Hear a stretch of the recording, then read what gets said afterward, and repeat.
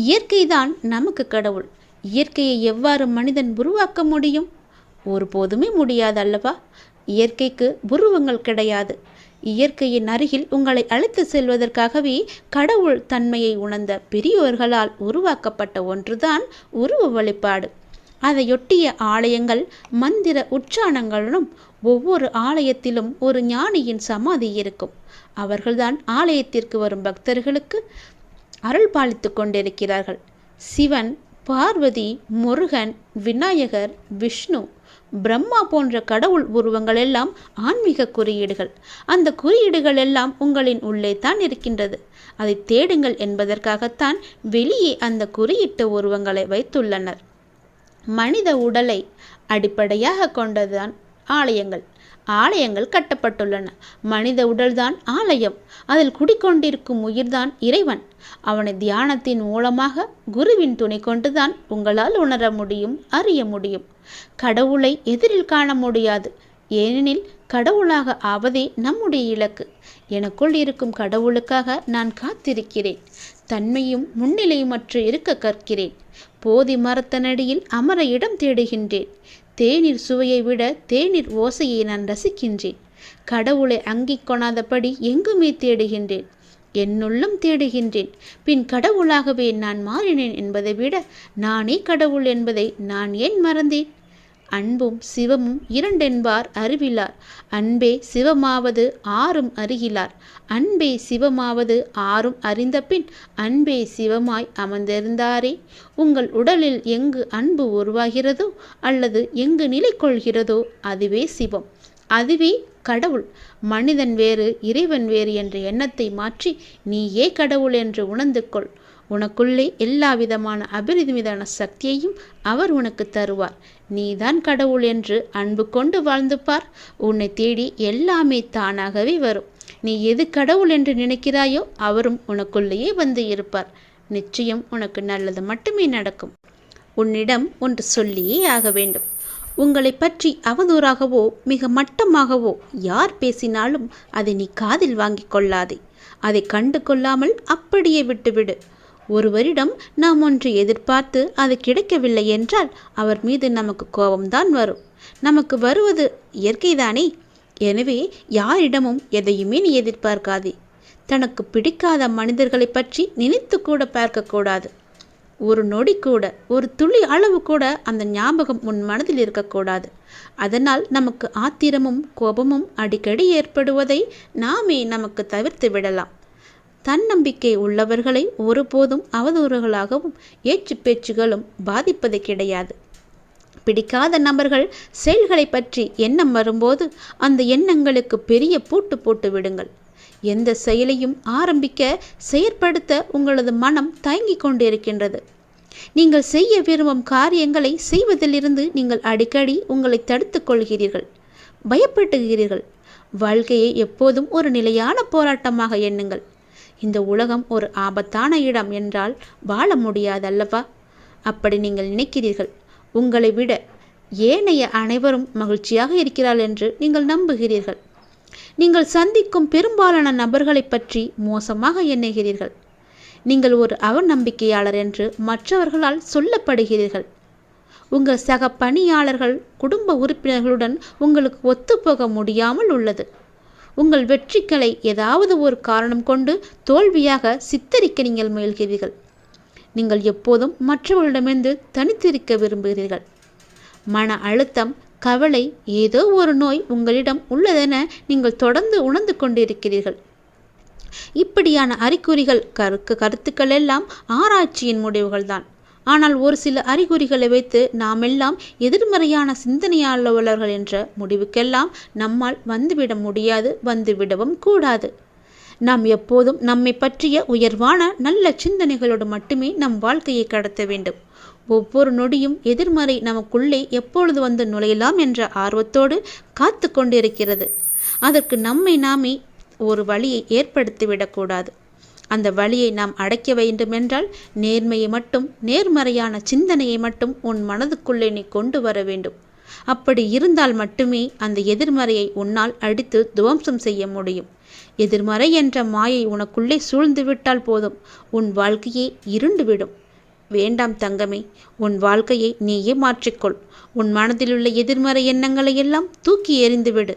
உனக்கு முடியும், உன்னால் முடியும். என்னை தவிர என்னை காப்பாற்ற யாரால் முடியும்? நான் வெற்றி பெறுவேன், நிச்சயமாகவே வெற்றி பெறுவேன். எனக்கு எல்லாமே கிடைக்கும் என்ற நம்பிக்கையோடு ஒவ்வொரு நாளையும் ஒவ்வொரு நொடியையும் நீ செயல்பட்டுப்பார். நேர்மறையாக நீ செயல்பட்டுப்பார். நேர்மறை எண்ணத்தோடு செயல்பட்டுப்பார். எதிர்மறை உனக்குள்ளே வரவே வராது. அந்த எதிர்மறை என்ற மாயையை அடித்து ஒழிக்க நீயே புறப்படு. நிச்சயம் உன் வாழ்வு நல்லதாகவே இருக்கும். எது நடந்தாலும் எனக்கு தெரியும், எது நடந்தாலும் என் கடவுளுக்கு தெரியும். எல்லாமே அவருடைய விருப்பம் போலதான் நடந்து கொண்டிருக்கிறது. நான் கடவுளை முழுமையாக நம்புகிறேன். அவரால் முடியாத காரியமென்று எதுவுமே கிடையாது என்ற நம்பிக்கையோடு ஒவ்வொரு நாளையும் நீ தொடங்கு. நிச்சயம் உன் வாழ்வில் தீபத்தை நான் ஏற்றுவேன். உன் வாழ்க்கை ஒளிமயமாகவே மாறும். நம் வாழ்க்கை இப்படியே தடுமாறிக்கொண்டே போய்விடுமோ என்ற எதிர்மறை உனக்குள்ளே தோன்றிவிட்டால் போதும். உன் எதிர்மறை உனக்குள்ளே வந்து நேர்மறை உன்னை விட்டு வெளியே போய்விடும். அதனால்தான் சொல்கிறேன், எதிர்மறையை நீ அடித்து ஒழித்துவிட்டு நேர்மறையை மட்டும் கொண்டு வா. எல்லாம் சிவமயம், எங்குமே சிவமயம் மட்டுமே. வாழ்க்கை பயணம் என்பது எப்படி இருக்க வேண்டும்?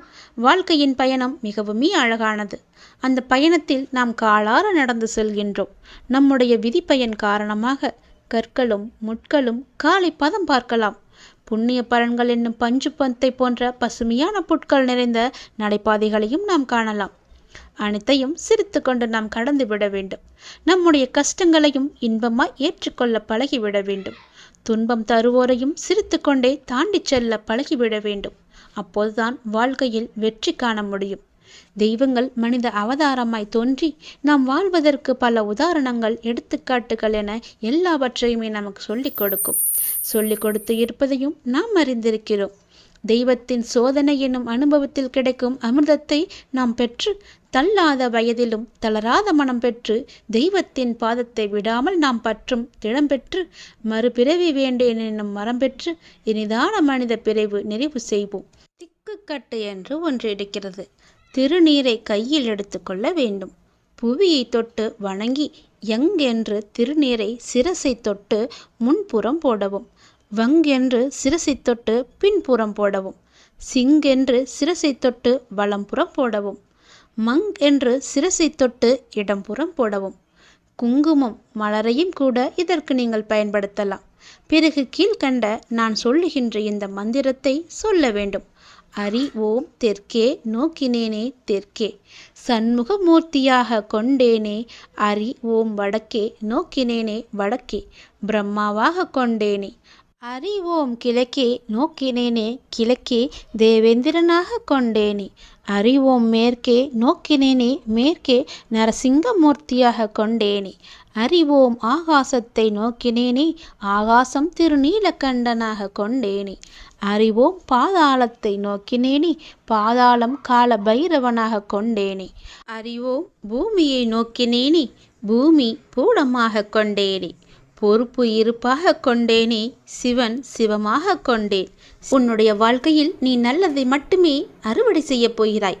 நன்மைகளை அறுவடை செய்ய சரியான நேரத்தில் சரியானதை செய்யுங்கள். வாழ்க்கை என்பது ஒரு அழகிய பயணம். நல்லதாக இருக்கட்டும், கெட்டதாக இருக்கட்டும், அது நகர்ந்து கொண்டே இருக்கும். நீங்களும் நகர்ந்து கொண்டே இருங்கள். இன்பம் வந்தால் ரசித்து கொண்டே செல்லுங்கள். துன்பம் வந்தால் சகித்து கொண்டே செல்லுங்கள். எங்கேயும் நீங்கள் தேங்கி விடாதீர்கள். தேங்கினால் துயரம், வாடினால் வருத்தம். நிற்காமல் ஓடுவதே நமக்கு பொருத்தமாக இருக்கும். ஓடுங்கள். நதியாக வளைந்து நெளிந்து உங்கள் இலக்கை அடையும் வரை ஓடிக்கொண்டே இருங்கள். இடைவிடாது வணங்கியும் இன்னல் தீரவில்லை என்கின்றாய். தேவைக்கு வணங்காதே, நீயே தேவை என்று வணங்கு. அப்படிதான் வணங்க வேண்டும். அப்படி வணங்க வேண்டும் என்பதை நீ உணர்ந்து கொள். மனம் சஞ்சலம் அடிக்கடி தோன்றினால் மனம் தெளிவாக இருக்கிறது. எடுக்கிற முடிவுகள், போகிற பாதை என எதுவுமே சரியாக இருக்காது. ஆகவே எப்போதும் குழப்பத்தில் இருக்க வேண்டியிருக்கும். இதை முதலில் நாம் மாற்ற வேண்டும். இதற்கு அற்புதமான ஒரு உபாயத்தை தான் நான் கூறப்போகிறேன் உனக்கு. முதலில் உன் மனதை ஏதாவது ஒன்றின் மீது நீ செலுத்திவிடு. உனக்கு எதன் மீது அதிக பிரியம் உண்டோ அதன் மீது மனதை செலுத்து. அப்போது மனம் குவிய ஆரம்பிக்கும். உன் பிரச்சனைகள் எல்லாமே தீர்ந்துவிடும். நீங்கள் கடவுள் மீது உங்கள் மனதை நீங்கள் செலுத்தினால் போதுமானது. அவரே இறக்கப்பட்டு உங்கள் மனதை அமைதி நிலைக்கு கொண்டு வந்து விடுவார். அப்போது உங்களுடைய மனமானது நிச்சயம் அமைதியடையும். இங்கு இன்னொரு உண்மையினையும் நீங்கள் தெரிந்து கொள்ள வேண்டும். எத்தகைய பிரச்சனையாக இருந்தாலும் அது அப்பாவின் அனுமதியோடு தான் வாழ்க்கையில் நுழைகிறது. என்ன நடந்தாலும் சரி, பாரம் சுமப்பவர் அவர் என்பதை நாம் புரிந்து கொள்ள வேண்டும். பாரம் சுமப்பவர் அவரே என்று நீ தெரிந்து கொள்ள வேண்டும். அவருக்குத்தான் மூச்சிறைப்பு ஏற்பட வேண்டும். நீ எதற்காக இப்படி பெருமூச்சோடு இருக்கிறாய்? நாம் அவரோடு ஒப்பிட்டு பார்த்தால் நாம் சும்மாகத்தான் நடந்து கொண்டிருக்கிறோம். எனவே நீ கவலைப்படுவதை விட்டுவிடு. ஏனென்றால் உன்னுடைய பாரம் முழுவதுமாகவே அவருடைய தோள் மீது இருக்கின்றது. அப்ப பாரத்தை சுமப்பது அவர்தானே? நீ நம்பிக்கையாக இருக்கும் கடவுள்தானே? பிறகு எதற்காக உன் சுமையை அவர் மீது இறக்கி வைத்துவிட்டு நீ நின்றாகத்தானே இருக்க வேண்டும்? அதை உன்னால் செய்ய முடியவில்லை. அவர் மீது நம்பிக்கை இல்லாத காரணத்தினால் மட்டுமே அந்த சுமையை அவர் மீது இறக்கி வைத்தும் நீயும் மீண்டும் சுமந்து கொண்டு இருப்பது போல கற்பனை உலகில் இருக்கின்றாய். அதனால் கற்பனையை தூக்கி தூர ஏறி நீ அவர் மீது எப்போது எல்லாமே அவர்தான் என்ற நம்பிக்கையோடு இருந்தாயோ அப்போதே உன்னுடைய கடமை பொறுப்பு எல்லாமே அவருடைய தோளில் ஏறிவிட்டது. இறைவன் பார்த்து கொள்வார். இறைவனுக்கே அந்த பொறுப்பு இருக்கிறது. அவரே உன்னுடைய பாரத்தை சுமந்து கொண்டிருக்கிறார். நீ தேவையில்லாமல் இந்த பாரத்தை சுமந்து உன்னுடைய வாழ்க்கையில் உள்ள நிம்மதியை நீ இழந்து விடாதே. எனவே நீ கவலைப்படுவதை விட்டு விடுங்கள். என்ன நடந்தாலும் என்னையும் என் பாரத்தையும் சுமப்பவர் அவர் என நினைத்து அப்பாவின் மீது சுமையினை ஏற்றி வைத்துவிட்டு பிரச்சனையை உடனடியாகவே நீ மறந்து விடுங்கள். பொறுமையுடனும் நம்பிக்கையுடனும் இருங்கள். அப்பாவின் செயல்கள் வெளிச்சத்திற்கு வரும் நாளை எதிர்பார்த்து காத்திருந்தால் நிச்சயமாகவே உன்னுடைய பிரச்சனை எல்லாமே தீர்ந்துவிடும். கண்டிப்பாக இது நடந்தே தீரும். உன்னுடைய பாரம் முழுவதும் என் மீது சுமத்து விட்டாய் என்ற நம்பிக்கையோடு உன்னுடைய நாளை ஒவ்வொரு நாளையும் புனித நாளாக தொடங்கு.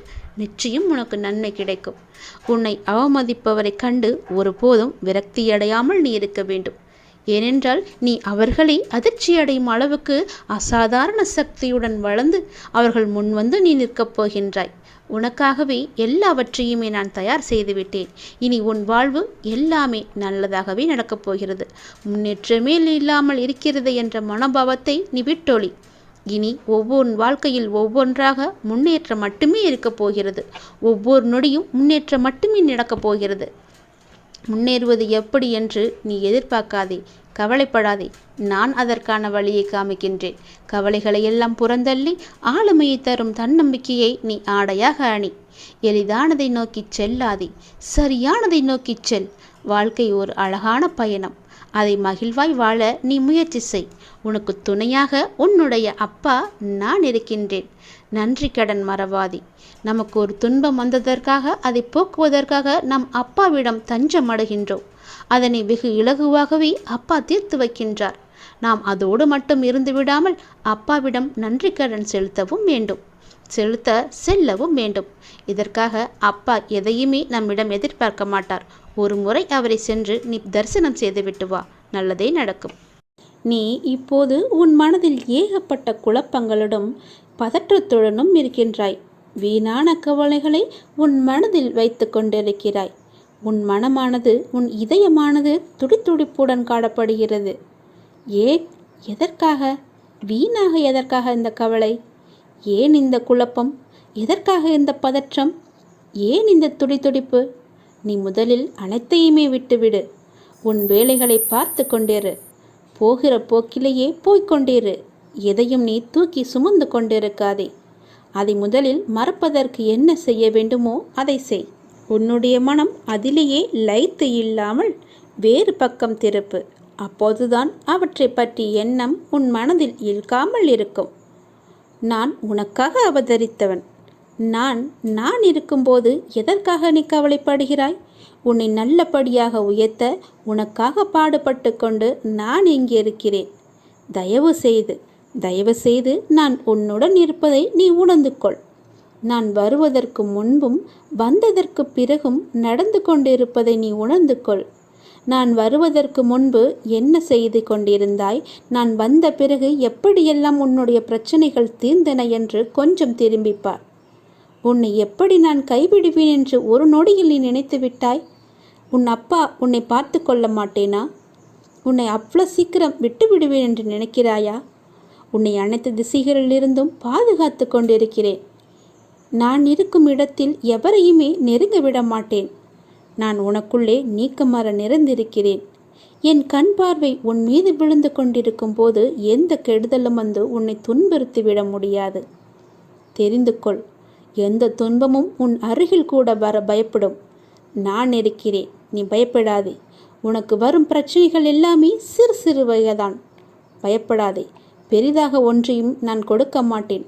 கொஞ்சமாவது உனக்கு பக்குவம் வேண்டும் என்பதற்காகத்தான் இதையெல்லாம் கொடுத்தேன். சின்ன பிரச்சனையை பெரிதாக பார்க்காதே. மனதில் போட்டு குழப்பத்தை ஏற்படுத்தாதே. உன்னை நீயே பதற்றப்பட வைக்காதே. வீணான கவலைப்பட்டு உன் உடம்பை நீ வீணடிக்காதே. உன் இதயம் சீராக துடிக்க வேண்டும். அப்பொழுதுதான் நீயும் நன்றாக இருப்பாய். எப்படி என் வேண்டுகோள்கள் அனைத்தையும் இப்படி நிறைவேறியது என விரைவிலேயே நீ ஆச்சரியப்பட போடுகிறாய். கவலைப்படாதே குழந்தையே. என் கண்ணிலிருந்து வரும் அருள் கதிரால் நீ பாதுகாக்கப்படுகிறாய். அதனால் நீ கவலையை விடு. என்னுடைய கண்ணின் ஒளி உன் மீது இருக்கிறது. என் பார்வை முழுவதுமாகவே உன் மீது மட்டும்தான் இருக்கிறது. என்னை மீறி எதுவுமே உனக்கு நடக்காது. பயப்படாமல் தைரியமாக இரு. சந்தோஷமாகவே வைத்துக்கொள். இது கிருஷ்ணரின் கதை. அர்ஜுனா, என்னை சரணடை, கலங்காதே, கடமையினை மட்டும் செய் என்ற ஸ்ரீ கிருஷ்ணனின் கீதை இது. ஹரி ஓம் சம்போ சிவசம்போ மகாதேவ். அமைதியை தேடுங்கள், அன்பே சிவம் என்று சொல்லுங்கள். கண்ணா பரந்தாமா, நான் மிகவும் குழம்பியிருக்கின்றேன். சோர்வடைந்தும் விட்டேன். எல்லாம் வீணான முயற்சி என்பது போலாகிவிட்டது எனக்கு. என்னால் இனி ஒரு அடி கூட எடுத்து வைக்க முடியாது. அவர்களை ஆண்டு கொள்ளட்டும். நான் இனி களத்தில் இருக்க விரும்பவில்லை என்று சொன்னார். அர்ஜுனா, சூதாட்டத்தில் காய்களை அவர்கள் பக்கம் விழுமாறு செய்தவன் யார்? நீயா இல்லை நானா? இந்த யுத்தத்தை நடத்த திட்டமிட்டவன் யார்? நான். நடந்த காட்சிகள், நடக்க வேண்டிய காட்சிகளை நான் அறிந்திருக்கிறேன். உன்னால் அதை அறியவும் முடியாது. அறிந்து கொள்ளவும் அறிவும் உனக்கு கொடுக்கப்படவில்லை. எல்லாம் அறிந்தவன் நான். இங்கு எல்லாவற்றுக்கும் ஒரு காரணம் உண்டு. அதை நீ அறிய மாட்டாய். ஆனால் நான் அறிவேன். என்னால் அறிய முடியும். விதைப்பது உன் கடமை. விதையினை நிலத்தை நீரை உருவாக்கும் சக்தி உனக்கு கொடுக்கப்பட்டதா? இல்லை. அது எல்லாமே என்னுடைய பொறுப்பு. விதைப்பதை விதைத்து விட்டு போ. விளைச்சலுக்கு நானே பொறுப்பு. உன் கடமையினை நீ செய். விளைவுகளுக்கு நானே பொறுப்பு. நீ என் வெறும் கருவி, என் கைப்பாவை. நான் சொன்னதை மட்டும் நீ செய். எந்த நேரத்தில் எதை எப்படி எடுத்து முடிக்க வேண்டும் என்பதை அறிந்தவன் நான். இது நான் நடத்தும் காட்சிகள். உனக்கான கடமையினை மட்டும் நீ செய். அடுத்தவன் கர்மாவோ கடமையோ பற்றியோ சிந்திக்கும் அவசியம் உனக்கு இல்லை. அதனால் உனக்கு குழப்பமே மிஞ்சும். அவன் அந்த காரியத்தை அவன் செய்யட்டும். நீ வந்த காரியத்தை மட்டும் நீ செய்துவிடு. எல்லோரையும் இயக்கும் நான் என் காரியத்தை நன்றாகவே செய்து கொண்டிருக்கிறேன். இங்கு எல்லாம் மாயை. மாயையின் உச்சம் காட்டும் மயக்கத்தில் மயங்கி கிடக்கின்றாய் நீ. என்னை உற்றுப்பார். என்னுடைய விஸ்வரூபத்தை பார். இவர்களெல்லாம் யார் என பார். எதற்காக இங்கு குவிந்திருக்கின்றார்கள் என பார். எதற்காக அதிகாரம் அவர்களுக்கு கொடுக்கப்பட்டது என்பதை மட்டும் பார். உன் கடமையினை மட்டும் நீ செய். மயக்கத்தில் சிக்கி இதிலிருந்து நழுவினால் இன்னொருவனை கொண்டு இந்த காட்சிகளை நடத்த எனக்கு தெரியும். ஆனால் உன் சுதர்மத்தை கர்மத்தை தவறவிட்ட பாவம் உன்னை விடாது. புரிந்து கொள். உன் கர்ம கழியவும் உன் கடமை நிறைவேறவும் இங்கு நீ அழைத்து வரப்பட்டிருக்கின்றாய்.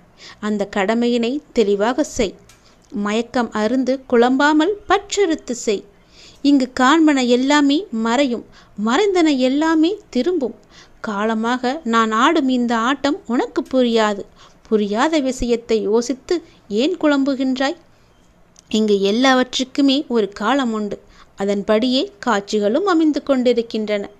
அக்கிரமம் ஆட ஒரு காலம் உண்டு. அடங்க ஒரு காலம் உண்டு.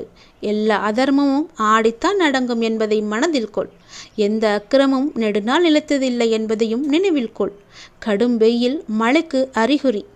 மழை செழுமையின் வாசல். வெயிலின்றி மழை இல்லை. அதர்மம் ஆடாமல் தர்மம் வர வாய்ப்பே இல்லை. இதுதான் என்னுடைய நாடகம், என்னுடைய இயக்கம். நீங்கள் எல்லாம் வெறும் பாத்திரங்கள் மட்டுமே. உன் பாத்திரத்தை நீ ஒழுங்காக செய். அதுதான் நான் கேட்பது. நீ இன்று காணும் எல்லாமே மாறும். எல்லாம் மாறும். அர்ஜுனா, என்னை சரணடை, என்னில் உன் பாரங்களை சுமத்து, என் காவலில் இருந்தே கடமையினை செய், எப்பொழுதும் உன்னோடு நான் இருந்து காத்து வருவேன். கலங்காதே, எழு, மயக்கமறு, கடமையினை செய், அதை மட்டும் செய், அதற்காகவே நீ படைக்கப்பட்டிருக்கின்றாய் என்று கூறினார் பரந்தாமன். இந்த கதையை நீங்கள் உணர்ந்து கொண்டால் உங்கள் வாழ்வில் நீங்கள் நிச்சயம் வெற்றி பெறலாம். எதற்காகவுமே நீங்கள் பயப்பட வேண்டிய அவசியமும் இருக்காது. எதற்காகவும் நீங்கள் கவலைப்பட வேண்டிய அவசியமும் இருக்காது. ஏனென்றால் மேலே இருந்து நடத்தி கொண்டிருப்பவர் எல்லாம் அல்ல இறைவன். அவருக்கு மட்டுமே தெரியும், உனக்கு ஒன்றுமே தெரியாது. நன்றாக புரிந்து கொள்.